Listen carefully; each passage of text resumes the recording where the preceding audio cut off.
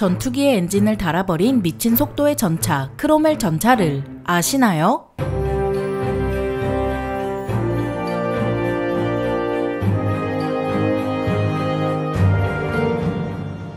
안녕하세요. 지식 스토리입니다. 이번에는 2차 대전에서 가장 빠른 크로멜 전차에 대해 알아볼 텐데요. 2차 대전이 일어나기 1년 전인 1938년 영국 전쟁성은 새로운 전차 개발을 지시합니다. 당시 개발 중이던 A-14, A-16 전차가 너무 비싸고 이제 막 개발을 시작한 참이라 시간도 오래 걸리는데 성능마저 기대에 미치지 못한 탓이었죠. 그래서 기존의 A-13 전차를 개량한 커버넌터 전차가 등장하는데요. 여기서 커버넌터는 17세기 영국의 새 왕국 내전 당시 스코틀랜드에서 혁명으로 정권을 잡은 스코틀랜드 언약파를 일컫는 명칭입니다. 하지만 커버넌터는 영국의 기대와 달리 홍차의 위스키라도 타마신 것처럼 제대로 맛이 갔는데요. 그 이유는 LMS라는 철도회사가 개발을 맡아버렸기 때문이었습니다. 전차를 개발해본 적 없는 LMS는 전차를 립에 조립하는 미친 짓을 벌였고 무리하게 전고를 낮춰버린 탓에 운전석 옆에 라디에이터와 냉각용 흡입구를 달아버렸죠. 그래서 조종수가 열기와 증기 때문에 화상을 입는 문제점을 떠안았지만 영국은 이걸 그대로 양산해버립니다. 왜냐하면 1939년에 독일이 2차 대전을 일으킨 탓에 발등에 불이 떨어진 거였죠. 영국 전쟁성은 이 문제를 개량으로 해결할 수 있을 거라며 1943년 1월까지 1711대의 커버넌터를 생산했는데요. 하지만 결국 문제를 해결하지 못하고 전량 훈련용으로 배치해버리고 맙니다. 가뜩이나 전시경제로 헐떡이던 영국은 주먹을 맞고 정신이 번쩍 들었는데요. 이에 영국은 A-13의 후속작인 크루세이더 전차를 개발해서 내놓았습니다. 하지만 크루세이더도 커버넌터보다 약간 나았을 뿐이지 문제투성이인 건 마찬가지였는데요. 화상을 입거나 그러지는 않았지만 가장 중요한 공격력이 낮고 고장도 잦았죠. 이 때문에 북아프리카 전역에서 데뷔전을 치른 크루세이더는 배틀엑스 작전에 투입된 전차의 반 이상을 잃었는데요. 하지만 영국에게는 크루세이더 말고 별다른 대안이 없었습니다. 당시 영국이 보유한 보병전차는 기동력이 낮았고 경전차는 이름 그대로 방어력이 낮아서 기동전을 수행하기에는 역부족이었던 거죠. 그래서 영국은 새로운 전차인 A-24의 개발에 들어가는데요. 이 녀석이 바로 오늘의 주인공 크로멜 전차의 시작입니다. A-24는 초기에 롤스로이스의 항공기용 엔진을 기반으로 개발된 미티어 엔진을 달려했는데요. 하지만 당시 영국은 본토 항공전을 치르는 상황이라 롤스로이스는 항공기용 엔진을 더 많이 만들어야 했고 이 때문에 미티어 엔진을 만들 여력이 없었습니다. 게다가 A-24의 개발사인 너필드도 미티어 엔진의 탑재를 거부하고 나섰는데요. 그 이유는 자신들의 권리를 소유한 리버티 엔진이 더 많이 생산되기를 바라고 있었기 때문입니다. 결국 A-24는 리버티 엔진을 탑재하게 됐지만 성능이 더 뛰어난 미티어 엔진을 탑재해야 한다는 필요성이 제기되었는데요. 이 때문에 프로젝트는 두 갈래로 갈라졌고 1941년 중순부터 A-24의 설계를 기반으로 미티어 엔진을 탑재한 A-27의 개발이 시작됩니다. 하지만 1942년부터 생산이 시작된 A-24와 달리 A-27은 미티어 엔진을 구할 수 없어서 난항을 겪는데요. 1943년 하반기까지 진행된 시험을 통해 A-27에 탑재된 미티어 엔진의 신뢰성을 높일 수 있었고 시간이 흐르면서 미티어 엔진도 구할 수 있게 되었습니다. 그렇게 잉글랜드 연방의 초대 호국경 올리버 크로멜의 이름을 딴 전차가 탄생하게 됩니다. 크로멜은 기동력을 가장 우선시하는 순항전차답게 빠른 속도를 자랑했는데요. 시속 64km는 2차 대전에서 활약한 영국 전차 중 가장 빠른 속도였고 오늘날의 전차와도 비빌 수 있는 수준이었죠. 크루세이더의 미티어 엔진을 탑재해 육군기지에서 시험을 진행한 적이 있는데요. 이때 최고 속력이 무려 시속 80km라 관람자들 일부는 놀라서 뛰쳐나가는 등 정말 어마어마한 성능을 보여줬습니다. 그런데 왜 속도를 줄여놨냐고요? 속도가 너무 빠르면 그만큼 부품이 빨리 마모되기 때문입니다. 그래서 크로멜의 후기형은 일부러 시속 52km로 속도를 줄였는데요. 당시에는 이 정도도 상당한 수준이었습니다. 그래서 크로멜은 독일의 중형전차와 만나면 화력이나 방어력은 부족하지만 속도 원툴이라 치고 빠지기 좋았죠. 1944년 네덜란드에서 역습당한 크로멜 세대는 폭이 20피트에 이르는 운하를 점프해서 후퇴하는 기행을 벌이기도 했습니다. 이처럼 크로멜이 뛰어난 기동력을 낼 수 있는 건 동력계통의 성능이 좋기 때문인데요.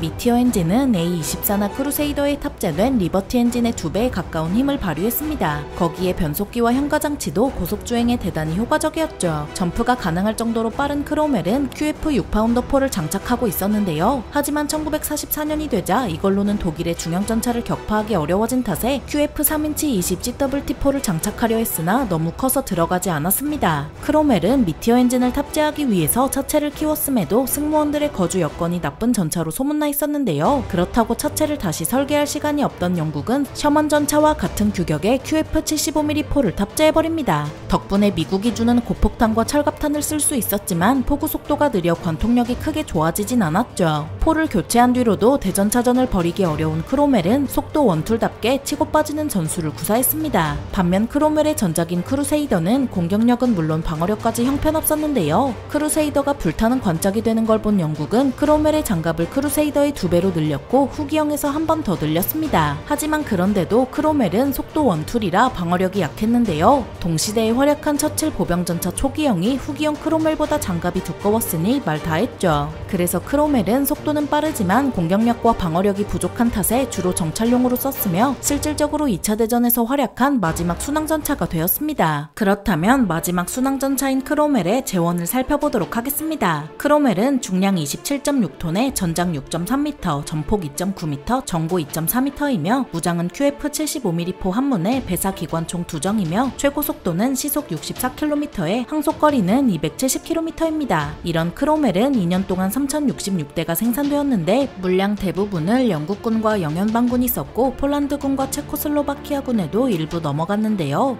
이런 크로멜의 데뷔는 1944년 6월 6일 실시된 노르망디 상륙작전이었습니다. 속도가 빨라서 정찰대에 배치된 크로멜은 위력 수색 임무를 수행했는데요. 하지만 이 시기에는 미국이 발 뻗고 나설 때라 그 유명한 셔먼이 영국으로 들어올 때였습니다. 그래서 크로멜은 3066대를 끝으로 생산이 멈췄고 영국은 셔먼을 적극적으로 받아들였는데요. 그 이유는 순항전차가 더는 전선 돌파의 주역으로 활약할 수 없기 때문이었습니다. 크로멜로는 판터나 티거 같은 중형전차와 승부를 가리기는 곤란했는데요. 실전 투입 초기에 티거 단 한 대에 의해 크로멜 4대를 포함한 전차 10대가 30분 만에 격파될 정도였습니다. 물론 크로멜은 독일이 항복할 때까지 서부전선 곳곳에서 활약을 펼쳤지만 특별히 인상적인 전과는 없었는데요. 하지만 크로멜은 2차 대전이 끝나고도 의외의 장소에서 모습을 드러냅니다. 바로 중동인데요. 1차 중동전쟁에서 이스라엘이 팔레스타인의 영국군으로부터 크로멜 2대를 훔쳐다 쓴 희귀한 사례도 있죠. 그리고 6.25 전쟁에서는 뜬금없이 북한군이 크로멜을 끌고 나왔는데요. 이는 1951년 1월 4일 장흥에서 벌어진 전투에서 영국군이 쓰던 크로멜 2대를 노획한 것이었죠.